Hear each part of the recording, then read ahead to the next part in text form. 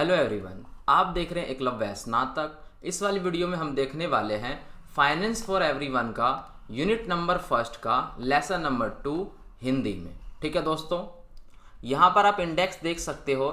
इसमें आप देख सकते हो कि आपका यूनिट नंबर जो फर्स्ट है उसका लेसन नंबर जो फर्स्ट है वो हो चुका है, और इस वाली वीडियो में लेसन नंबर जो 2 है वो हम यहाँ पर कंप्लीट जो है कर देंगे। ठीक है, आप देख सकते हैं यहाँ पर हम किसके बारे में यहाँ पर जो है पढ़ने वाले हैं। हम वित्तीय संस्थान के बारे में पढ़ने वाले हैं, जिसमें अपना जो है यहाँ पर बैंक आता है, इंश्योरेंस कंपनियाँ आती है, ठीक है, पोस्ट ऑफिसेज और भी बहुत सारी जो चीज़ें हैं वो इसके बारे में हम यहाँ पर बात करने वाले हैं। ठीक है दोस्तों, कुछ भी आपको पूछना हो तो आप इंस्टाग्राम पे पूछ सकते हो, ये मेरी इंस्टाग्राम आईडी है। और टेलीग्राम पर जो है आप जो है ज्वाइन हो जाइए, ये बहुत ही ज़्यादा इंपॉर्टेंट है आपके लिए। ठीक है, इसका जो लिंक है वो नीचे आपको डिस्क्रिप्शन में देखने को मिल जाएगा।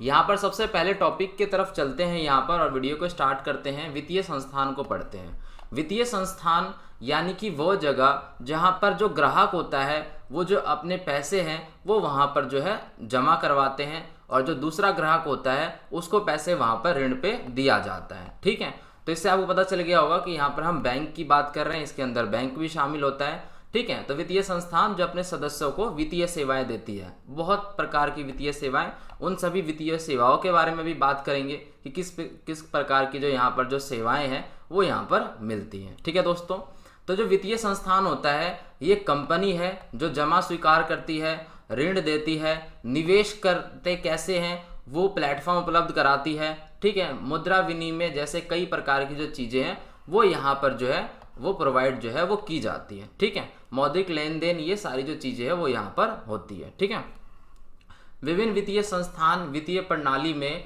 जो है यहाँ पर बिचौलिए की भूमिका निभाती है। ठीक है, यानी कि यहाँ पर आप एग्जाम्पल से समझिए।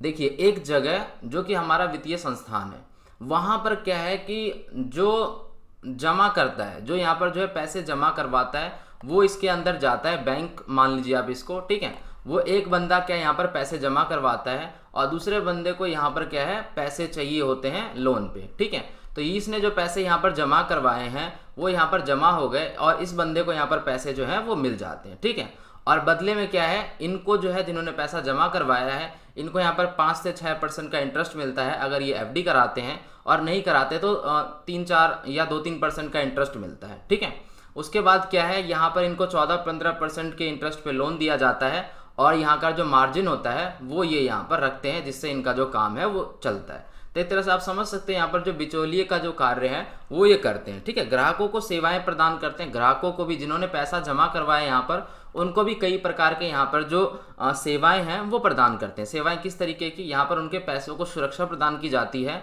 ठीक है, अगर बैंक वहाँ से बैंक में चोरी भी हो जाती है फिर भी उनके जो पैसे हैं वो सेफ रहते हैं। ठीक है, इनको यहाँ पर जो है सेविंग की फैसिलिटी दी जाती है। अगर इनको निवेश करना है तो बैंक भी क्या है आपका डीमेट अकाउंट खुलवाता है, वहाँ पर भी जो है आप निवेश के ऑप्शन भी आपके पास वहाँ पर होते हैं। ठीक है, जो वित्तीय संस्थान होता है उसके अंदर बहुत सारी चीज़ें आती है, केवल बैंक नहीं आती है, जो भी चीज़ें आती है बैंक भी आती है। ठीक है, बीमा कंपनियाँ आती है और भी कई सारी चीज़ें, उन सब चीज़ों की यहाँ पर हम बात करेंगे। जो वित्तीय संस्थान है वो एक तरह का एक संगठन है जिसमें अलग अलग प्रकार की जो चीज़ें हैं वो शामिल है। उसमें जो है वित्तीय सेवा प्रदान की जाती है, लोगों को भी की जाती है, उद्योग जो चलाते हैं उनको भी की जाती है, जो बड़े बड़े बिजनेसेस है, छोटे छोटे बिजनेसेस हैं, उनको भी यहाँ पर जो पैसे हैं वो दिए जाते हैं। ठीक है दोस्तों, तो आपको यहाँ पर वित्तीय संस्थान के बारे में जो है यहाँ पर पता चल गया होगा। थोड़ा और देखिए, उसके बाद जो हम यहाँ पर बात करते हैं इसकी। ठीक है, तो यहाँ पर देखिए ये क्या करता है, ग्राहकों को, जो ग्राहक यहाँ पर बचत करता होते हैं, यानी कि जो यहाँ पर पैसे बचाने के लिए बैंक में पैसा रखते हैं, ये बचतकर्ता के एक समूह से पैसा जमा लेता है और फिर उन्हीं पैसे को उपभोक्ताओं यानी कि उधारदाताओं, यानी कि जिनको उधार चाहिए, वो दूसरा एक समूह होता है, उनको पैसे उधार पर देता है। ठीक है, जैसे कि मैंने अभी आपको बताया था उसी तरीके से। ठीक है, इसके अलावा भी ये कई प्रकार की जो चीज़ें हैं वो यहाँ पर जो है प्रोवाइड करवाता है।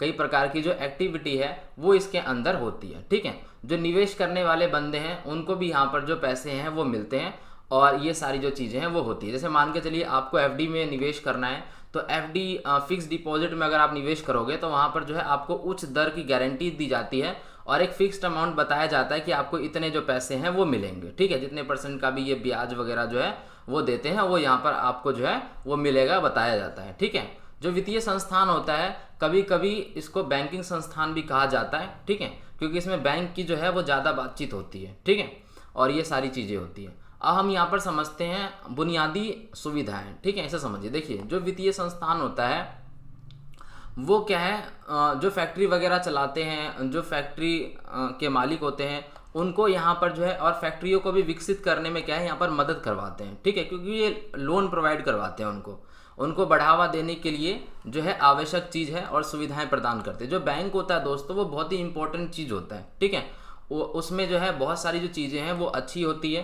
ठीक है, तो उससे हमारे देश को जो है बहुत ज़्यादा यहाँ पर जो फ़ायदा है वो देखने को मिलता है। ठीक है, अब ये अच्छी क्यों होती है, यहाँ पर ये समझते हैं। देखिए, ये संतुलित विकास पर यहाँ पर थोड़ा जोर देती है। जो ग्रामीण और अर्ध शहरी क्षेत्र है उनको बैंकिंग गतिविधियों का यहाँ पर जो है प्रोवाइड करवाती है। बैंकिंग गतिविधि उनको यहाँ पर प्रोवाइड कराती है, विस्तार करवाती है। ठीक है, जैसे मान के चलिए ग्रामीण इलाके हैं जो शहरी इलाकों से थोड़े नीचे हैं। ठीक है, तो उन इलाकों में भी अपनी बैंकिंग सुविधाएं यहाँ पर देती है। ठीक है, बैंकों ने क्या करा है, अधिशेष पूंजी को विकसित क्षेत्रों तक कम विकसित क्षेत्रों में स्थानांतरित करने में सक्षम बनाया। देखिए, जो भी जगह है जो कि बहुत ज़्यादा विकसित है और जो कम विकसित है, तो उसके बीच में यहाँ पर क्या है, तालमेल बिठाने का भी काम करती है, क्योंकि वहाँ पर भी अपनी फैसिलिटी देती है, यहाँ पर भी अपनी फैसिलिटी देती है। जो बहुत ज़्यादा विकसित क्षेत्र हो गए वहाँ पर लोन प्रोवाइड कराती है, जो कम विकसित क्षेत्र है वहाँ पर भी लोन प्रोवाइड कराती है। जो कम विकसित क्षेत्र की जगह है वहाँ पर अगर किसी को अपना धंधा चालू करना होता है तो वहाँ लोन प्रोवाइड कराती है। तो जब उस जगह पे लोन प्रोवाइड करवाया जाएगा तो वहाँ पर जो बिजनेसेस है वो बढ़ेंगे। ठीक है, ये सारी चीज़ें होती हैं। ठीक है, देश के अविकसित क्षेत्रों में आर्थिक विकास को बढ़ावा देती है। जो भी देश के अलग अलग क्षेत्र है जो कि विकसित नहीं हुए अच्छे से, वहाँ पर जो है वो आर्थिक रूप से मदद करती है और वहाँ पर विकास को जो है वो बढ़ावा दिया जाता है। ठीक है, आपको समझ में आ गया यहाँ पर। इसके कारण जो है यहाँ पर बैंक को कुछ नुकसान भी होता है, क्योंकि जो बहुत सारे लोग हैं वो लोन दे के लोन वापस नहीं करते हैं। ठीक है, तो इनसे क्या है, उनका जो नॉन परफॉर्मिंग एसेट है वो यहाँ पर जो है बढ़ जाता है। ठीक है, उनको यहाँ पर दिक्कत होती है, लेकिन फिर भी बैंकों को बहुत ज़्यादा नुकसान नहीं होता है। इसका जो सीधा असर है वो हमारे सरकार पर पड़ता है, क्योंकि बैंक जो भी पैसा लोन पे देती है उसका जो है ज़्यादातर जो हिस्सा होता है 70-80% जो हिस्सा होता है वो सरकार उनको इंश्योर करके देती है कि अगर लोगों ने वापस नहीं किया तो सरकार भरेगी। ठीक है, तो ये सारी चीज़ें होती है। जो यहाँ पर जो है रोजगार के जो अवसर है वो भी यहाँ पर आते हैं, क्योंकि जो बैंक है वो औद्योगिक सुविधाओं का निर्माण करवाती है, यानी कि यहाँ पर फैक्ट्रियाँ वगैरह लगाने में, इन सब चीज़ों में जो है यहाँ पर बहुत ज़्यादा मदद करती है। तो जहाँ पर जैसे कि उद्योग यहाँ पर बढ़ेगा, उद्योग में गति आएगी, तो ऐसी जो भी लोग शिक्षित है और जो भी लोग रोजगार के लिए यहाँ पर योग्य है उनको यहाँ पर रोजगार मिलेगा। तो उनसे क्या है, बेरोजगारी जो है खत्म होगी और रोजगार को जो है नए नए अवसर जो यहाँ पर रोजगार के नए नए अवसर जो है पैदा होंगे और कुछ लोगों को यहाँ पर जो रोजगार है वो मिलेगा। ठीक है, तो इस प्रकार की जो चीज़ें हैं वो यहाँ पर होती हैं। ठीक है, अब हम यहाँ पर बात करते हैं अपने दूसरे टॉपिक के ऊपर में, जो कि हमारे वित्तीय संस्थानों के कार्य। अभी हमने ये समझा कि वित्तीय संस्थान क्या होते हैं, अब हम ये समझते हैं कि वित्तीय संस्थान के कार्य क्या क्या होते हैं। ठीक है दोस्तों, जो वित्तीय संस्थान होता है दोस्तों, वो अर्थव्यवस्था में जो मनी सप्लाई है वो उसको यहाँ पर जो है नियंत्रित जो है वो करती है। ठीक है, लोगों को कई प्रकार की जो सेवाएं हैं वो उपलब्ध कराती है, जैसे कि पेंशन फंड वित्तीय संस्थान द्वारा लोगों को उनकी रिटायरमेंट की तैयारी कराने में यहाँ पर जो है मदद करवाती है। जैसे मान के चलिए जो बंदा है जो रिटायरमेंट फंड जो है अपना बना रहा है, तो उसके लिए भी यहाँ पर जो वित्तीय संस्थान है वो कार्य करती है और वहाँ पर जो है वो उनकी मदद करती है। जो वित्तीय संस्थान है, विशेष रूप से वाणिज्य बैंक की हम बात कर रहे हैं, तो जो वाणिज्य बैंक है वह अपने ग्राहकों को जमा और बचत सेवाओं जैसी बैंकिंग सेवाएं देकर उनकी सहायता करता है। जो वाणिज्य बैंक होते हैं, यानी कि जो अपने बैंक होते हैं जिसमें हमारा अकाउंट होता है, सेविंग अकाउंट होता है, तो वो जो बैंक होते हैं अपने ग्राहक को कैसे सुविधा देते हैं, पैसे जमा करने की सुविधा देते हैं, आपको अगर सेविंग्स करनी हो तो उसकी सेवाएं देते हैं। यहाँ पर बैंकिंग की कितनी सारी जो सेवाएं हैं वो देते हैं। ठीक है, और इस नियंत्रण का मुख्य उद्देश्य ये होता है कि अर्थव्यवस्था में स्थिरता हो और इन्फ्लेशन की संभावना को सीमित किया जाए। ठीक है, देखिए इन्फ्लेशन क्या होता है, इन्फ्लेशन होता है महंगाई। ठीक है, जो महंगाई आपकी बढ़ती है ना, जिससे आपके जो सामान के जो रेट है वो बढ़ जाते हैं, तो वो अपना इन्फ्लेशन होता है। ठीक है, इन्फ्लेशन क्या होता है, नॉर्मली जो इन्फ्लेशन होता है वो कम होता है 4%, 5%, 6%। ठीक है, कभी कभार क्या होता है, इन्फ्लेशन बहुत ज़्यादा हो जाता है, तो महंगाई बहुत ज़्यादा हो जाती है। आपने सुना होगा कभी कभार लोगों को ये बोलते हुए कि जो एफडी है वो इन्फ्लेशन को भी बीट नहीं कर पाती, क्योंकि एफडी में आपको मिलता है 5-6% का इंटरेस्ट, और 5-6% के इंटरेस्ट के उसी के हिसाब से अपना इन्फ्लेशन भी बढ़ रहा है। तो अगर आपने 1 लाख की एफडी की है, तो आपको अगर उस पर 1 साल में रिटर्न 6% का मिला 6,000, तो और उसमें आपको टैक्स भी देना पड़ेगा, इन्फ्लेशन उतना हो ही रहा है, तो यानी कि बराबर बराबर सा कुछ जो है यहाँ पर हो जाता है। आपको इन्फ्लेशन समझ में आ गया, इन्फ्लेशन क्या होता है, ठीक है। तो ये यहाँ पर कोशिश करती है कि जो इन्फ्लेशन होता है ना उसको सीमित किया जाए, यानी कि ऐसा ना हो कि इन्फ्लेशन बहुत ज़्यादा बढ़ जाए, जो महंगाई है वो बहुत ज़्यादा बढ़ जाए। देखिए हर एक साल जो इन्फ्लेशन है वो तो बढ़ता ही रहता है, उसको तो रोक नहीं सकते, लेकिन बहुत ज़्यादा ना हो उसको यहाँ पर रोका जाता है और सीमित किया जाता है, नहीं तो सामान जो है यहाँ पर बहुत ज़्यादा महंगा हो जाएगा, ठीक है। आपने देखा होगा कि जब आप जो छोटे थे और आज से 5-10 साल पहले अगर आप जो है दुकान से कोई सामान खरीदते थे, फॉर एग्जांपल दूध खरीदते थे, तो वो दूध में जो है यहाँ पर महंगाई आ गई है, ठीक है। या तो महंगाई आ गई है किसी चीज़ में, या तो वो जो सामान है वो कम मिलने लग गया। देखिए जो सामान जो है वो कम मिलता है उसको इन्फ्लेशन नहीं बोलते, उसे श्रिंकफ्लेशन बोलते हैं, ठीक है, यानी कि वो चीज़ श्रिंक हो गई है, ठीक है। जैसे मान के चलिए पार्ले जी का जो बिस्किट था, आपको पता होगा कि हमारे समय में यानी कि जब हम छोटे थे, जैसे मान के चलिए 5-10 साल पहले पार्ले जी का बिस्किट 5 रुपए का ही मिलता था, ठीक है। अभी भी वो 5 रुपए का ही मिलता है, लेकिन पहले इसमें ज़्यादा मिलते थे, अब उसमें कम मिलता है, ठीक है। तो उसके ऊपर क्या हुआ है, वो श्रिंक हो गया, वो छोटा कर दिया उसको, ठीक है, और मिलता 5 रुपए का ही है। अगर मान के चलिए वो उतना ही देते और उसका प्राइस बढ़ जाता, 7 रुपये हो जाता, 8 रुपये हो जाता, तो वो अपना इन्फ्लेशन में आता, ठीक है। आपको समझ में आ गया होगा इन्फ्लेशन, ठीक है। तो सरकार वित्तीय संस्थानों को नियंत्रित करने में यहाँ पर जो है, देखिए जो सरकार है ना वो वित्तीय संस्थानों को बहुत अच्छे से यहाँ पर नियंत्रित करती है, उसके अंदर में महत्वपूर्ण भूमिका निभाती है, ठीक है। और यहाँ पर जो वित्तीय संस्थान होते हैं ना वो अर्थव्यवस्था के विकास में भी काफ़ी ज़्यादा जो है यहाँ पर जो है सहायता करते हैं, ठीक है। अब यहाँ पर आप वित्तीय संस्थान को यहाँ पर जो है डिवाइड करते हैं यहाँ पर 2 कैटेगरी में, ठीक है। एक है अपना बैंकिंग संस्थान और एक है अपना गैर बैंकिंग संस्थान। तो इन दोनों को समझते हैं। यहाँ पर जो बैंकिंग संस्थान होता है उसमें अपना केंद्रीय बैंक और ये सारी चीज़ें आती है, अपना वाणिज्य बैंक हो गया, और भी बहुत सारी जो चीज़ें आ गई, जैसे सहकारी समितियाँ आ गई, आपका जो ग्रामीण बैंक है वो सारी चीज़ें आ गई।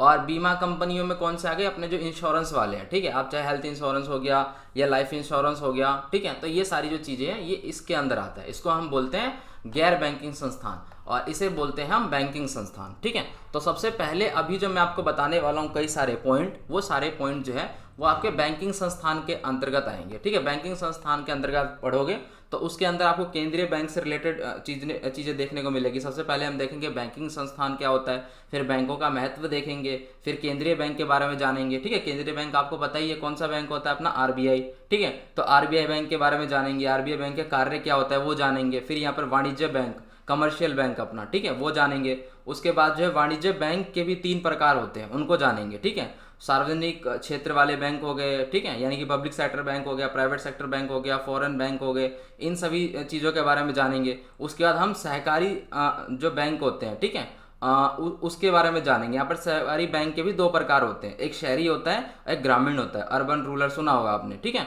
तो अभी हम मेनली बात करेंगे बैंकिंग संस्थान होगी, जिसमें आपका ये सारे बैंक से रिलेटेड आएंगे। उसके बाद जब बैंक का काम हो जाएगा अपना, उसके बाद हम बात करेंगे यहाँ पर गैर बैंकिंग संस्थानों की, जिसमें अपना आ जाएगा बीमा कंपनियाँ, ठीक है, उन सब के बारे में हम यहाँ पर बात करेंगे। तो यहाँ पर हम शुरू करते हैं यहाँ पर, और आप देख सकते हो यहाँ पर ये जो टॉपिक था हमारा ये है विभिन्न वित्तीय संस्थानों का वर्गीकरण, ठीक है। वर्गीकरण के बारे में बात कर रहे हैं ना, आपको बताया ना 2 कैटेगरी में बांटेंगे, और फिर उसके जो है कितने सारे कैटेगरी बनेंगे, उन सभी चीज़ों के बारे में हम बात करेंगे, ठीक है। तो यहाँ पर आप देख सकते हो, पहले हम बात करते हैं यहाँ पर बैंकिंग संस्थान के बारे में, ठीक है। बैंकिंग संस्थान आप सभी को पता है, हमारा बैंक, ठीक है। इसमें क्या होता है, बैंक जो है वो निकासी का, पैसे निकालने का, पैसे जमा करने का, इन सभी चीज़ों का जो है यहाँ पर काम कराता है, ठीक है। अलग अलग प्रकार के जो ऋण है वो हमें यहाँ पर जो है उपलब्ध कराता है, वित्तीय सेवाएं जो है हमें प्रदान करता है। देखिए जो ऋण होता है वो भी अलग अलग प्रकार का होता है, आपको पता है, ठीक है। पर्सनल जो है हमें कई तरीके के मिलते हैं, ठीक है। प्रीवियस वीडियो हमने बात की थी इसके ऊपर, इसे यहाँ पर जो है समझते हैं। देखिए जो बैंक है आपको वो इलेक्ट्रॉनिक फंड ट्रांसफर की फैसिलिटी प्रोवाइड कराता है, करेंसी कन्वर्जन की बात कराता है, यानी कि आपको कहीं पर पैसे वगैरह भेजने हो तो आप तुरंत भेज सकते हो, आपको पैसे को चेंज करवाना हो मुद्रा को तो आप वो कर सकते हो, ठीक है। और कई प्रकार की जो मौद्रिक सुविधाएं हैं वो हमें यहाँ पर बैंकिंग संस्थान द्वारा प्रोवाइड करवाया जाता है, ठीक है दोस्तों। तो बैंकिंग संस्थान देश के आर्थिक विकास में बहुत ज़्यादा जो है महत्वपूर्ण भूमिका निभाता है, कैसे निभाता है, इन सभी की बात भी जो है हम यहाँ पर कर रहे हैं। ठीक है, तो अब बैंकों का महत्व क्या क्या होता है ये समझिए। देखिए, बैंक जो है हमारे लिए बहुत ज़्यादा महत्वपूर्ण है। ठीक है, क्यों? क्योंकि लोगों को पैसे बचाने के लिए प्रोत्साहित करता है। देखिए, बैंक होता है, आपने सुना होगा, देखा होगा कि लोग जो है बैंक में पैसे अपने जमा कराते हैं। ठीक है, उनके पास जो है महीने के जितने भी पैसे बचते हैं, 5,000, 10,000, 20,000, वो बैंकों में जमा करवाते हैं। जब एक बड़ी राशि हो जाती है तो उससे अपनी एफडी भी करा देते हैं। जरूरी नहीं है कि आप बड़ी राशि की एफडी कराओ, आप छोटी छोटी राशि की भी एफडी जो है वो करवा सकते हो। ठीक है, उसके बाद है आपको पूंजी ट्रांसफर करने की सुविधा। ये बहुत तगड़ी सुविधा है। देखिए, अब क्या होता है, आपको बैंकों की लाइन में लगना नहीं होता, आपको कहीं से भी है, आजकल कितना सिंपल है यूपीआई वाला सिस्टम, आप जो है पैसे ट्रांसफर कर सकते हो। ठीक है, कोई जो है यहाँ पर वित्त व्यापार, कमर्शियल, इसमें उद्योग वगैरह में, फैक्ट्री लगाने में, कृषि से एग्रीकल्चर में, इन सब में भी जो बैंक है वो बहुत ज़्यादा मदद करता है। आपने देखा होगा जो किसानों को जो है यहाँ पर जो लोन प्रोवाइड करवाया जाता है कम से कम इंटरेस्ट रेट पे। ठीक है, और अगर उनको दिक्कत होती है, मान के चलिए कोई सिचुएशन हो गई जिससे पैसे वापस नहीं करा पाते, तो कई बार किसानों को माफ़ भी कर दिया जाता है। ठीक है, कई बार नहीं भी किया जाता, तो ये सारी चीज़ें होती हैं। ठीक है, आर्थिक नियोजन और विकास योजना के लिए भी जो सरकार को वित्तीय सहायता प्रदान करती है। सरकार को भी किसी प्रकार का कोई काम कराना हो, कोई योजना उन्होंने लागू की है, उनको पैसों की कमी है, तो यहाँ वो बैंक से ले लेते हैं। ठीक है, बैंक इन सब चीज़ों में बहुत ज़्यादा मदद करती है। ठीक है, हमारा इंपॉर्टेंट पार्ट है, हमारा जो बैंक है देश की, एक समझ लो देश का एक बहुत ही इंपॉर्टेंट पार्ट होता है बैंक वहाँ का। ठीक है, बैंक जितना ताकतवर होता है उतना वहाँ पर जो है बढ़िया होता है। ठीक है, यानी कि ताकतवर का मतलब है कि बैंक अच्छी कंडीशन में हो। ठीक है, ऐसा ना हो कि बहुत सारे लोग पैसे ले रहे हैं और वापस ही नहीं कर रहे। ठीक है, और तो उनको दिक्कत हो जाएगी, ऐसे में बैंक जो है वो डूबने के कगार पर चले जाते हैं। ठीक है, तो ये सारी चीज़ें होती है। जैसे आपने येस बैंक का उदाहरण देखा होगा, येस बैंक जो है डूबा था तो उन्होंने बहुत एग्रेसिव तरीके से लोगों को जो है यहाँ पर वो दिया था, लोन दिया था, और बहुत सारे जो लोगों ने उनका जो लोन है वो वापस ही नहीं किया, क्योंकि उन्होंने बिना वेरिफिकेशन के बहुत सारे लोगों को दे दिया था। ठीक है, तो कई सारी चीज़ें होती है ऐसी, हमें जो चीज़ें वो देखने को मिलती है। तो बैंक जो है वो स्ट्रांग होना चाहिए। ठीक है, और मतलब बैंक अच्छे से काम करना चाहिए, रिसर्च करके सारी चीज़ें जब करता है, बैंक प्रॉफिट में होता है, तो बैंक जो है काफ़ी ज़्यादा जो यहाँ पर इंपॉर्टेंट है वो हो जाता है। ठीक है दोस्तों, तो आपको समझ में आ गया होगा। उसके बाद हम यहाँ पर बात करते हैं केंद्रीय बैंक की। ठीक है, केंद्रीय बैंक के बारे में हम सभी को पता है, हमारा जो केंद्रीय बैंक है वो हमारा आरबीआई है, भारतीय रिजर्व बैंक, भारत का केंद्रीय बैंक माना जाता है। ठीक है, जो केंद्रीय बैंक होता है वो बहुत ही ज़्यादा इंपॉर्टेंट होता है। क्यों? क्योंकि दूसरे बैंकों का बैंक होता है। आपने सुना होगा केंद्रीय बैंक होता है बैंकों का बैंक। ठीक है, यानी कि उन बैंकों को कंट्रोल करता है, जो दूसरे बैंक होते हैं ना अपने, उन बैंकों को कंट्रोल करता है। यही यहाँ पर जो है आरबीआई जो है ये गाइडलाइंस जारी करता है, उन्हीं गाइडलाइंस के हिसाब से उनको चलना होता है। कोई दिक्कत आती है तो भी हम आरबीआई को यहाँ पे शिकायत करते हैं। ठीक है, तो ये सारी चीज़ें होती है, यानी कि जो केंद्रीय बैंक है वो मेन बैंक होता है। आरबीआई एक सरकारी बैंकर के रूप में कार्य करता है, और केंद्रीय बैंक के रूप में ये मौद्रिक नीति को भी लागू करता है। ठीक है, बहुत सारी नीति लागू करता है, इनके अंदर जो काफ़ी पावर होती है, और बहुत सारी चीज़ों को ये यहाँ पर जो है कंट्रोल करते हैं। ठीक है, आरबीआई के कार्य देख लेते हैं, यानी कि कौन कौन से पावर होती है, कौन कौन से जो कार्य है वो यहाँ पर करते हैं। देखिए, जो बैंक आरबीआई बैंक होता है ना, बैंक भारतीय रुपए की सप्लाई को नियंत्रित करता है। आप समझ सकते हो, जो रुपए पे इनका कंट्रोल होता है, यानी कि भारत के जो पैसे हैं, 1 रुपए के नोट को छोड़कर बाकी सभी करेंसी को छापना वगैरह ये सारी चीज़ें करते हैं। ठीक है, ये केंद्र सरकार को पैसे की देखभाल भी करती है। ठीक है, केंद्र सरकार के पैसों की देखभाल करती है। जो आरबीआई है अपनी, वो नोट जारी करने वाली भी है। ठीक है, 1 रुपए के नोट को छोड़कर बाकी सभी करेंसी को यहाँ पर ही जो है छापता है। ठीक है, आरबीआई जो है केंद्र और राज्य सरकार के सभी बैंकिंग कार्यों को नियंत्रित करता है। देखिए, राज्य सरकार के को और केंद्र को भी उनके जो बैंकिंग कार्य हैं, जितने भी उनके जो चीज़ें होती हैं, उन सभी को यहाँ पर नियंत्रित करता है। ठीक है, मौद्रिक नीति पर सरकार को सलाहकार भी है ये। अगर मान के चलिए कोई पैसों से संबंधित कोई बातचीत है, वहाँ पर सरकार को समझ में नहीं आ रहा क्या करना है क्या नहीं करना है, तो यहाँ पर जो है बहुत अच्छा तरीके से गाइड करती है, और यहाँ पर जो है सलाहकार के रूप में भी जो है यहाँ पर कार्य करती है। ठीक है दोस्तों, आ गया होगा आपको समझ में। अब हम यहाँ पर बात करते हैं वाणिज्य बैंक के ऊपर, यानी कि कमर्शियल बैंक। ठीक है, जो जिनका जो कनेक्शन होता है वो जनता के साथ होता है, आम जनता के साथ, यानी आपके साथ, मेरे साथ। ठीक है, इस तरीके के लोगों के साथ। यहाँ पर समझिए, इनका प्राथमिक कार्य क्या होता है। इनका सबसे पहला कार्य होता है यहाँ पर जमा स्वीकार करना। ठीक है, यानी कि पैसे लेना।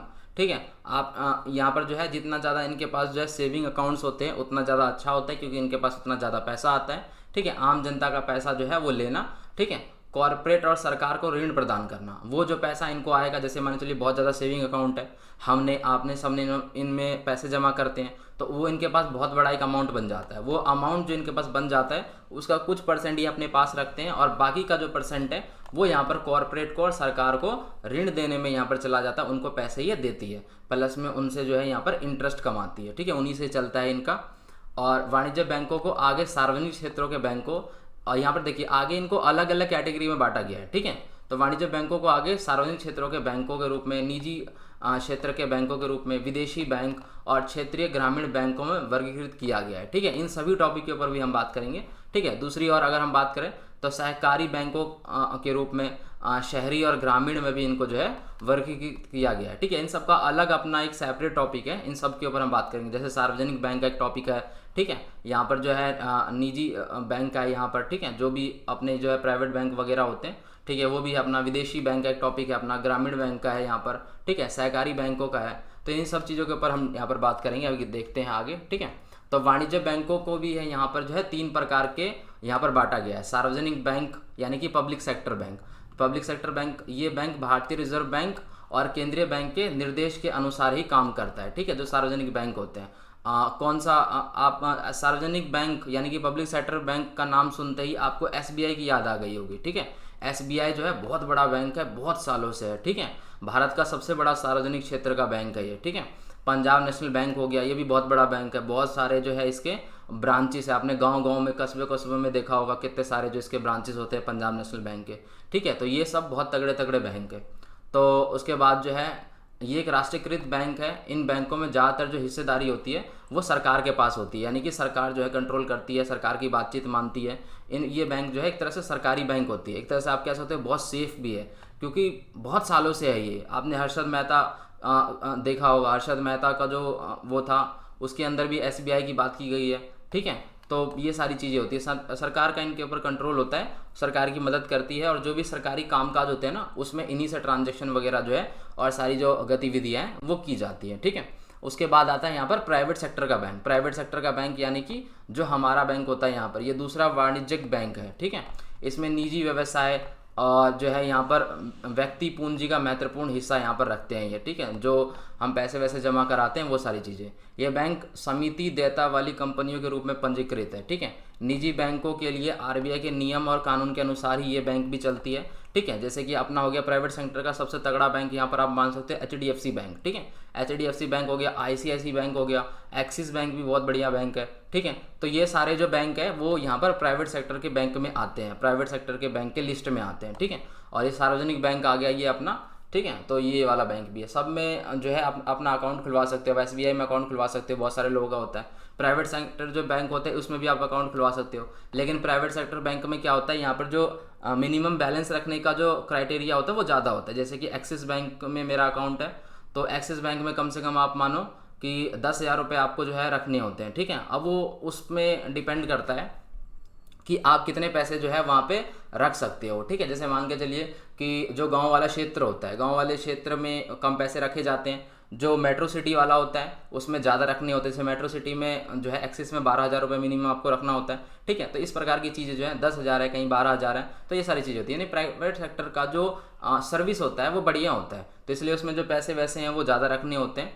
मिनिमम उनका ज़्यादा होता है। पब्लिक सेक्टर में ऐसा नहीं होता। पब्लिक सेक्टर में तो बहुत सारे बैंक है अपने, से पंजाब नेशनल बैंक हो गया और एसबीआई हो गया, इसके अंदर में आप देखोगे तो इनका जो मिनिमम होता है बहुत कम होता है, ठीक है। जीरो बैलेंस भी होता है बहुत सारे, तो आप पैसे नहीं भी रखोगे फिर भी आपको किसी प्रकार की कोई पेनल्टी नहीं देखने को मिलेगी। लेकिन प्राइवेट सेक्टर बैंक इससे अलग क्यों होता है, क्योंकि इसमें आपको ज़्यादा मिनिमम बैलेंस भी रखना होता है, अच्छी सुविधाएं प्रदान करते हैं ये सब, ठीक है। और ये सारी जो चीज़ें हैं वो होती है, ठीक है। तो आपको समझ में आ गया होगा सार्वजनिक बैंक के बारे में, प्राइवेट बैंक के बारे में। अगर दोनों के बीच में अंतर लिखने को आए फिर भी आप जो है यहाँ पर बता सकते हो अपना, ठीक है।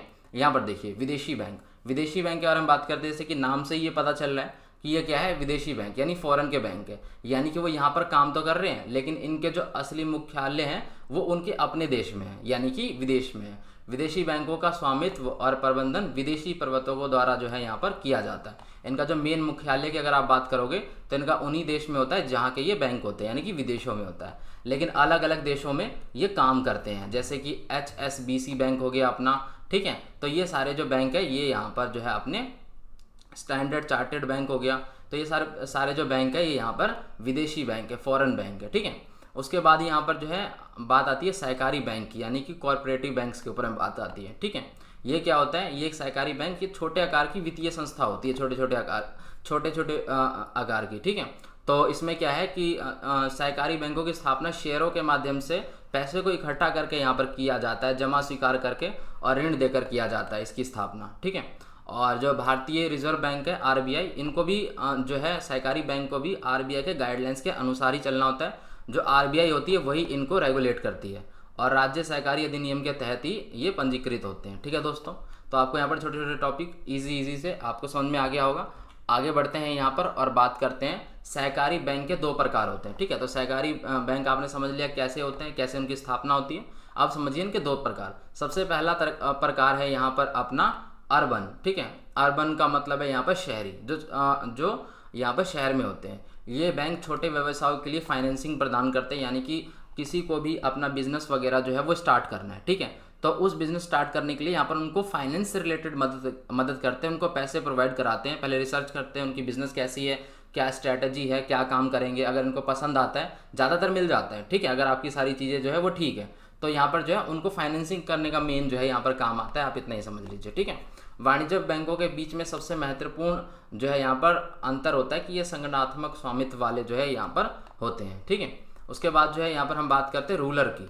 जैसे नाम से ही पता चल रहा है ये ग्रामीण में अपना जो है काम करते हैं। इनका जो प्राथमिक जो काम होता है वो कृषि ऋण समितियों, जो कि मुख्य रूप से केवल जो कृषि करने वाले हैं यानी कि जो किसान हैं उनको ऋण देने का इनका काम होता है, ठीक है।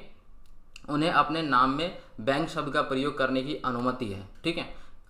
तो ये आप समझ गए होंगे, ये शहर में काम करते हैं और वहाँ के बिजनेस को फाइनेंस करते हैं। ये यहाँ पर जो गांव में काम करते हैं, यहाँ पर जो है कृषि से रिलेटेड चीज़ों में ज़्यादा ये यहाँ पर मदद करते हैं, फाइनेंस से रिलेटेड, ठीक है। अल्पकालिक और दीर्घकालिक दोनों सहकारी ऋण जो है संरचनाओं से बने होते हैं, ठीक है। ये दोनों प्रकार के यहाँ पर जो है जो ऋण है वो उपलब्ध कराते हैं। कैसे कैसे? कम समय के लिए भी, ज़्यादा समय के लिए। कम से कम समय हो सकता है, ज़्यादा से ज़्यादा समय होता है। जिस प्रकार से यहाँ पर किसानों को आवश्यकता होती है, इस प्रकार से जो उनको जो पैसे हैं वो यहाँ पर मिलते हैं, ठीक है।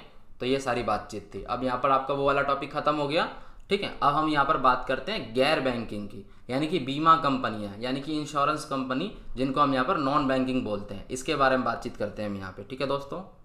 बीमा दोस्तों 2 पक्षों के बीच में एक अनुबंध होता है, यहाँ पर व्यक्ति के बीच में और जो कंपनी होती है यहाँ पर इंश्योरेंस कंपनी, उसके बीच में, ठीक है। आपको बेसिक्स पता होंगे जो इंश्योरेंस कंपनी है वो क्या करती है। इंश्योरेंस कंपनी का काम होता है यहाँ पर व्यक्ति से, यानी उस बंदे से एक पैसा लेना, यानी कि प्रीमियम लेना, ठीक है। एक जो है यहाँ पर रकम जो है, जो व्यक्ति होता है वो यहाँ पर बीमा कंपनी को देता है, जिसको हम यहाँ पर प्रीमियम कहते हैं, ठीक है। और बदले में जो है वो कंपनी, इंश्योरेंस कंपनी, एक चीज़ का यहाँ पर बीमा करती है, ठीक है। यानी कि किसी चीज़ को वो यहाँ पर उसकी जिम्मेवारी लेती है कि बदले में अगर उस चीज़ को नुकसान हुआ यहाँ पर, तो जो बीमा कंपनी होगी वो उस दुर्घटना से होने वाले नुकसान की यहाँ पर भरपाई करेगी, ठीक है। फॉर एग्जाम्पल मान के चलिए कि आपकी बाइक है, उस बाइक का आपने इंश्योरेंस कराया है, ठीक है। तो बाइक के इंश्योरेंस भी कई टाइप के होते हैं। अगर आपने उसके अंदर में एड ऑन्स लिए हैं, या उसके अंदर में आपने कुछ चीज़ें ली हैं कि एक्सीडेंट होने पे भी पैसा मिल सकता है, उस चीज़ को भी आपने इंश्योर करवाया है, या आपने सिर्फ बाइक का ही करवाया है, तो अगर आपकी बाइक वहाँ से चोरी होती है या कुछ दिक्कत होती है तो वहाँ पर कंपनी पैसा भरेगी, ठीक है। तो आप ये सोचोगे फिर ऐसे में तो कंपनी को नुकसान हो जाता है। नहीं, यहाँ पर कंपनी उस मॉडल पर चलती है, ठीक है, जो मॉडल है अपना कि वो बहुत सारे लोगों का यहाँ पर बीमा करती है, ठीक है। उसमें से उनको पता है कि सबकी बाइक चोरी नहीं होगी, ऐसा हो ही नहीं सकता कि सबकी बाइक चोरी हो जाए और उनको लॉस हो जाए, ठीक है। 1-2 बाइक चोरी होगी, या अगर करोड़ों लोगों का कर रखा है वहाँ पर, तो वहाँ पर हजारों लोगों की वहाँ पर जो बाइक है वो चोरी होगी, ठीक है। तो उनको एट द एंड क्या होता है, जो बीमा कंपनी होती है, जो यानी कि अपना इंश्योरेंस कंपनी होती है, उनको यहाँ पर फायदा ही होता है, ठीक है। तो ये आपको पता है कि बीमा कंपनी क्या करती है, यहाँ पर जो है इंश्योर करती है सामान को, कुछ दिक्कत होती है तो भरपाई करती है, ये बताती है। एक कंपनी जो प्रीमियम के भुगतान के बदले में, यानी कि बंदे से प्रीमियम लिया जाता है, जो बंदा होता है वो वहाँ पर भुगतान करता है उस प्रीमियम का, और बदले में वो जोखिम उठाने के लिए जो है वो तैयार रहती है कि कुछ दिक्कत होगी तो वो जोखिम जो है उठाएगी, ठीक है। जो इंश्योरेंस होता है वो करवाना भी बहुत ज़्यादा यहाँ पर जो है ज़रूरी होता है, और नॉन बैंकिंग का जो है ये बहुत बड़ा पार्ट है इंश्योरेंस कंपनीज, ठीक है, क्योंकि ये भी बहुत ज़्यादा जो है इंपॉर्टेंट होती है, ठीक है। बाइक से रिलेटेड हो गई, या हम हेल्थ इंश्योरेंस कराते हैं, टर्म लाइफ इंश्योरेंस कराते हैं, या इसके अलावा भी बहुत सारी चीज़ें होती हैं जो बिजनेसमैन वगैरह जो है करवाते हैं, ठीक है। आगे पढ़ेंगे उसके बारे में, आपको बेसिक समझ में आ गया होगा कि यहाँ पर इंश्योरेंस कंपनी क्या करती है, ठीक है। तो किसी प्रकार की अगर वित्तीय आपदा होती है तो उसको कम करने के लिए या उसमें मदद करने के लिए यहाँ पर जो है लोगों के बीच जो है ये साझा यहाँ पर जो है किया जाता है, ठीक है।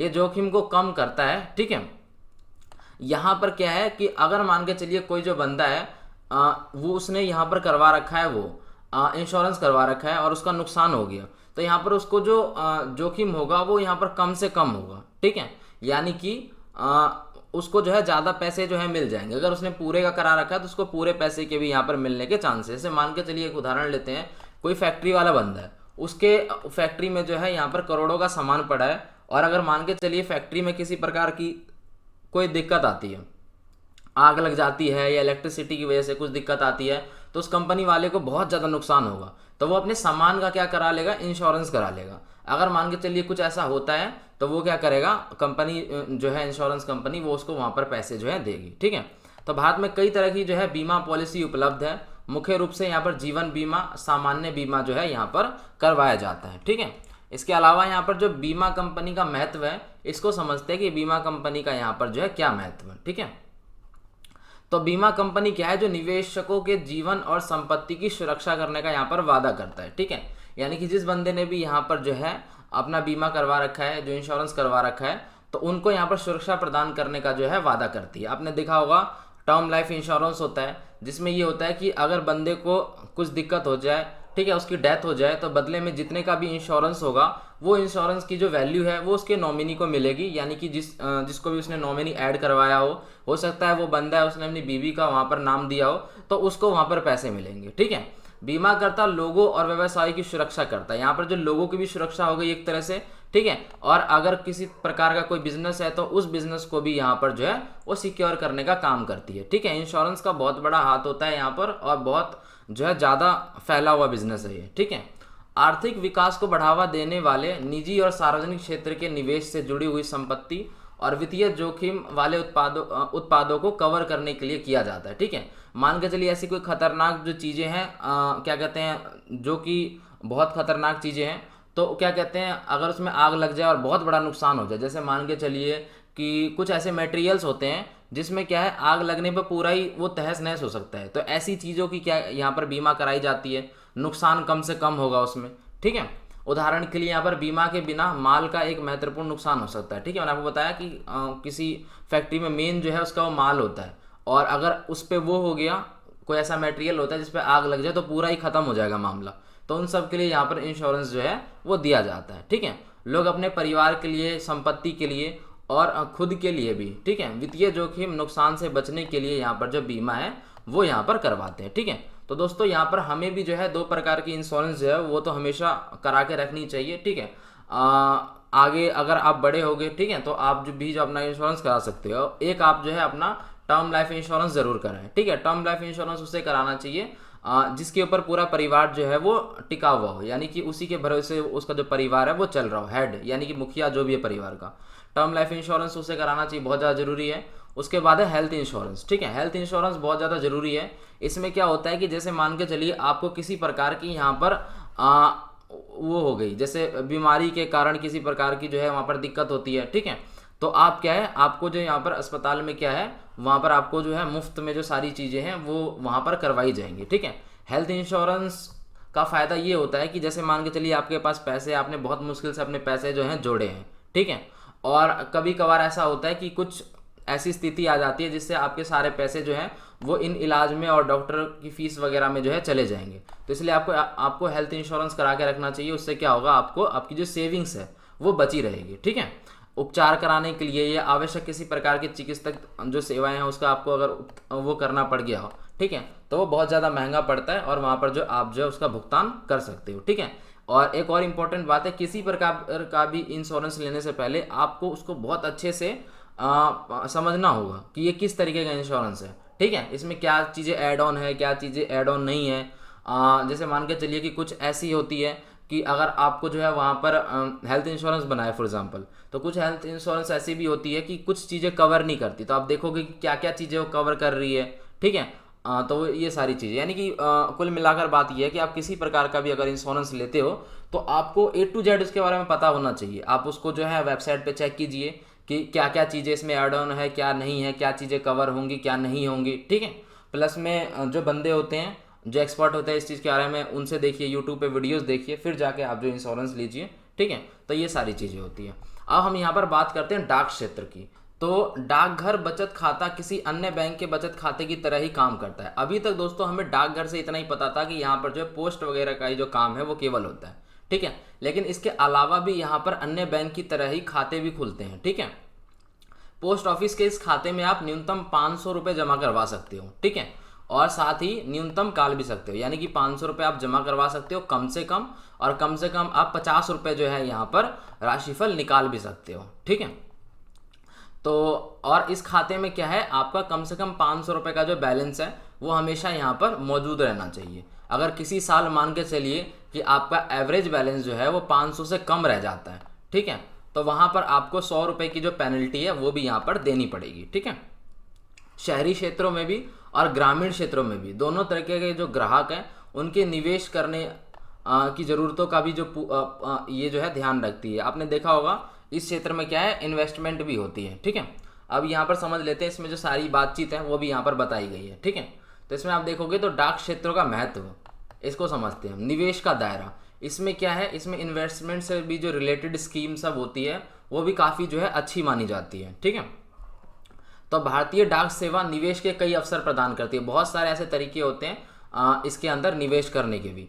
निवेश का प्राथमिकताओं का पूरा करने के लिए यहाँ पर जो है कई प्रकार की चीज़ें होती है, जैसे कि निवेश की समय सीमा, यानी कि कितने समय के लिए आप जो है वहाँ पर निवेश करवा रहे हो, ठीक है। अनुमानित रिटर्न, यानी कितने आपको वहाँ पर रिटर्न मिल जाएंगे, ठीक है। ये अनुमानित है, कम भी हो सकते हैं, ज़्यादा भी हो सकते हैं, उसके हिसाब से भी अलग अलग जो प्रोडक्ट है वो इसके अंदर बनाए गए, प्रोडक्ट एंड सर्विसेज, यानी कि एक तरह से आप सर्विस ही मानो। इसमें बहुत सारी जो सर्विसेज है वो आपको मिलती है। अगर आप इसके बारे में पढ़ोगे, अगर आप इन्वेस्ट करना चाहते हो तो आपको और डिटेल में जो है इसके बारे में पता चलेगा कि कौन कौन सी जो सेवाएं हैं, कौन कौन से जो प्लान है जिसके अंदर जो है हम यहाँ पर इन्वेस्ट कर सकते हैं, ठीक है। सुरक्षित और निश्चित रिटर्न, ठीक है, ये माना जाता है हमेशा डाक में इन्वेस्ट करने के लिए कि ये सुरक्षित होता है, यानी कि सेफ होता है। शेयर मार्केट जितना इसमें जो है वो रिस्क नहीं होता है। शेयर मार्केट में आपको पता है बहुत ज़्यादा रिस्क होता है। शेयर मार्केट में अगर आप किसी एक शेयर के ऊपर अपने पैसे लगाते हो तब तो वो बहुत ज़्यादा रिस्की है। इसलिए लोग सब क्या करते हैं, म्यूचुअल फंड वगैरह कराते हैं, क्योंकि म्यूचुअल फंड में जो उसके फंड मैनेजर होते हैं वो आपके पैसों को अलग अलग स्टॉक्स में लगाते हैं, अलग अलग स्टॉक्स प्लस अलग अलग उसकी कैटेगरी, यानी कि जो है मतलब अलग अलग सेक्टर में लगाते हैं। बैंकिंग सेक्टर में लगाते हैं, आईटी सेक्टर में लगाते हैं, ठीक है। तो उनके अलग अलग सेक्टर में और अलग अलग स्टॉक्स में जब लगते हैं म्यूचुअल फंड में तो थोड़ा सेफ रहता है वो। लेकिन मान के चलिए आपने बैंकिंग सेक्टर के किसी एक स्टॉक में लगा दिया और वो बैंक वहाँ पर जो है किसी कारणवश उस बैंक का शेयर नीचे गिर गया, तो फिर आपके वहाँ पर पैसे जो है वहाँ पर नुकसान हो सकते हैं। तो इसी तरीके से ये माना जाता है कि ये थोड़ा क्या है, सुरक्षित होता है, और इसमें जो रिटर्न्स है वो भी थोड़े निश्चित होते हैं। जैसे एफडी में देखा होगा आपने, एफडी भी सुरक्षित होता है और उसके रिटर्न्स भी आपको एक तरह से निश्चित ही होते हैं, आपको 5-6%, 7% ही जो रिटर्न मिलता है, ठीक है। ये भी मैंने बहुत ज़्यादा बोल दिया। तो इतने ही रिटर्न्स जो है उसके अंदर मिलते हैं। अगर बहुत समय के लिए कराते हैं तब उसमें ज़्यादा रिटर्न मिलता है, ठीक है। तो ये सारी जो चीज़ें होती हैं। पोस्ट ऑफिस की बचत योजनाएं सरल है। इसके अंदर जो अगर आप बचत योजनाओं में यहाँ पर हिस्सेदारी करोगे तो बहुत ज़्यादा सरल है। इसके लिए बहुत सारे जो कागज वागज के जो काम वाम है ये यहाँ पर जो है आवश्यकता इसकी नहीं होती है। सुरक्षित माना जाता है इसको, और रिटर्न भी इसमें जो है ठीक ठाक मिल जाते हैं, ठीक है। ऐसा इसलिए सुरक्षित माना जाता है क्योंकि भारत सरकार इनको नियंत्रित करती है, ठीक है। तो ये सरकारी हो गया, तो सरकारी कामकाज पे लोगों को जो ट्रस्ट है वो यहाँ पर थोड़ा ज़्यादा रहता है, ठीक है। स्थिर रिटर्न की बात करते हैं तो जो डाक सेवा की है 15 से अधिक वर्षों की अधिक योजनाएं भी होती है। इसमें बहुत लंबे लंबे समय की भी योजनाएं होती है, कम समय की भी होती है, ठीक है। तो ये सारी होती है और इसलिए इस निवेश योजना के माध्यम से गारंटीड और स्थिर रिटर्न मिलता है। तो ये बोला जाता है कि इस योजना में क्या होता है, जब डाक में यहाँ पर इन्वेस्ट करते हैं पोस्ट में, तो इसके अंदर क्या होता है कि आपको गारंटीड रिटर्न मिलते हैं, ठीक है। यहाँ पर शायद एफडी से थोड़ा कम और शेयर मार्केट्स एफडी से थोड़ा ज़्यादा और शेयर मार्केट से थोड़ा कम जो है रिटर्न मिलता है, ठीक है। ऐसा कुछ होता है इसमें। स्थिर रिटर्न के लिए अपनी होल्डिंग्स में विविधता भी इसमें लाई जाती है, ठीक है। तो ये सारी बातचीत है। वित्तीय सेवाएं, वित्तीय सेवाएं में ये आपको किस किस प्रकार की यहाँ पर जो है सेवाएं उपलब्ध करवाती है। तो यहाँ पर हो गया डाकघर बैंकिंग हो गया, ठीक है, धन हस्तांतरण हो गया, बचत करना हो गया, जमा हो गया, ठीक है, और भी बहुत प्रकार की यहाँ पर जो आपको सेवाएं हैं वो आपको यहाँ पर देखने को मिलती हैं, ठीक है। तो यही बातचीत थी। राष्ट्रीय संपर्क यानी कि एक तरह से पूरी देश को ये जोड़कर रखती है, बहुत महत्वपूर्ण भूमिका निभाती है, ठीक है। जैसे कि हम सबको अभी तक पता था कि जो डाकघर होता है उसमें पत्र भेजने के अलावा और कोई काम नहीं होता, हम तो इसी काम से जानते थे, ठीक है। लेकिन इसमें बहुत सारी सेवाएं होती है, आप इन्वेस्टमेंट भी कर सकते हो और भी कई तरह की जो सेवाएं हैं ये यहाँ पर ये देते हैं। तो देश को जोड़कर रखा है इन्होंने, और देश को विकसित कराने में यहाँ पर क्या है, इनका भी यहाँ पर हाथ है। ठीक है दोस्तों, तो ये सारी चीज़ें। अब हम यहाँ पर बात करते हैं मोबाइल ऐप्स की। ठीक है, तो मोबाइल ऐप्स आप सभी को पता ही होगा क्या होता है। मोबाइल के अंदर में एक सॉफ्टवेयर होता है, सॉफ्टवेयर पीसी के लिए इस्तेमाल किया जाता है, लेकिन आप मोबाइल के लिए आप उसे ऐप्स बोल सकते हो, यानी कि एप्लीकेशन। ठीक है, जैसे आप यूट्यूब देख रहे हो तो यूट्यूब भी क्या है, एक मोबाइल एप्लीकेशन है। ठीक है, ऐसे ही फाइनेंस से रिलेटेड बहुत सारी ऐप होती हैं, ठीक है, जो कि फाइनेंस का काम करती है। आपके अकाउंट जो जिस बैंक में भी आपका अकाउंट है उसकी तरफ से भी एक ऐप होता है, एंटरटेनमेंट के लिए एक ऐप होता है। ठीक है, तो इसी तरीके से बहुत सारी ऐप्स होती है जिसको हम मोबाइल ऐप्स बोलते हैं। ठीक है, तो तेज सेवाएं, यानी कि ऐप्स की मदद से, इंटरनेट की वजह से आप जब अपना काम है वो तेजी से कर सकते हो और कुशल तरीके से कर सकते हो। ठीक है, पहले की तुलना में अब जो है ऐप से जो चीज़ें हैं वो आसान हो गई है। कोई भी काम हो आपका वो ऐप से जो है तेज़ी से हो जाती है, और वो जो पेपर वर्क का जो टाइम है वो अपना जो है वहाँ पर बच जाता है। ठीक है, मोबाइल ऐप से अगर आप काम कर रहे हो और वो मोबाइल ऐप बिल्कुल ऑफिशियल है तो आपको वहाँ पर जो है बहुत सारा समय बचेगा। ठीक है, उससे आप क्या कर सकते हो, बहुत सारा काम कर सकते हो कम समय में। ठीक है, गैर कानूनी लेन देन से बच सकते हो। ठीक है, मोबाइल ऐप अगर ऑफिशियल है आपका तो किसी प्रकार की वहाँ पर आपको जो धोखाधड़ी है वो आपको वहाँ पर कम देखने को मिलेगी। ठीक है, जो उपयोगकर्ता हैं यानी कि जो हम हैं, ठीक है, वो मोबाइल ऐप के माध्यम से कई प्रकार की जो चीज़ें कर सकते हैं, लेन देन कर सकते हैं किसी से भी, तो वो बहुत ही ज़्यादा वहाँ पर सिक्योर, सेफ और जो है ट्रस्ट बन जाता है हमारा उसके ऊपर में। ठीक है, शेड्यूलिंग, आजकल के जो इंटेलिजेंट मोबाइल ऐप आए हैं उसकी वजह से जो सारी जो चीज़ें हैं वो बिल्कुल पारदर्शी हो गई है, यानी कि हमारे सामने। फॉर एग्जांपल मैं आपको एग्जांपल देता हूँ, मान के चलिए मोबाइल से आपने किसी बंदे को किसी के अकाउंट में पैसे भेजे। ठीक है, जैसे मान के चलिए अपने अकाउंट से आपने किसी और के अकाउंट में यहाँ पर पैसे भेजे, तो आपके सामने सारा रिकॉर्ड है। आप जो हिस्ट्री में जाके देख सकते हो कि आपने किस बंदे को किस समय किस अकाउंट नंबर पे किस नाम पे वहाँ पर पैसे भेजे। उसका एक आईडी भी आपका जनरेट हो जाएगा। ठीक है, ट्रांजैक्शन आईडी, कि उस आईडी से भी आपको पता चल जाएगा। नहीं, सारी चीज़ें कुल मिला के मैं ये कहना चाहता हूँ कि पारदर्शी हो चुकी है पूरी। ठीक है, चाहे वो पैसे से रिलेटेड हो, बीमा से रिलेटेड हो, डाक से रिलेटेड हो। ठीक है, वो जो सारी चीज़ें हैं मोबाइल ऐप से वो बिल्कुल यहाँ पर ईजी हो गई है। ठीक है, उसके बाद जो हम यहाँ पर देखते हैं बैंकिंग क्षेत्रों में मोबाइल ऐप। ठीक है, यानी कि अगर हम बैंकिंग के लिए मोबाइल ऐप्स इस्तेमाल करते हैं तो वो यहाँ पर किस प्रकार से हैं। ठीक है, देखिए आपके जो भी बैंक में अकाउंट होगा उन सभी का एक ऑफिशियल मोबाइल ऐप होता है जिससे आप जो है कई सारे काम कर सकते हैं। जैसे मान के चलिए आपको पासबुक ऑर्डर करना है। ठीक है, पासबुक ऑर्डर करना है या पासबुक तो आपको उधर से ही मिलता है। ठीक है, जैसे मान के चलिए आपकी जो भर गई कोई चीज़, जैसे पासबुक भर गया या आपका चेकबुक भर गया। ठीक है, तो आपको नया ऑर्डर करना है उसको।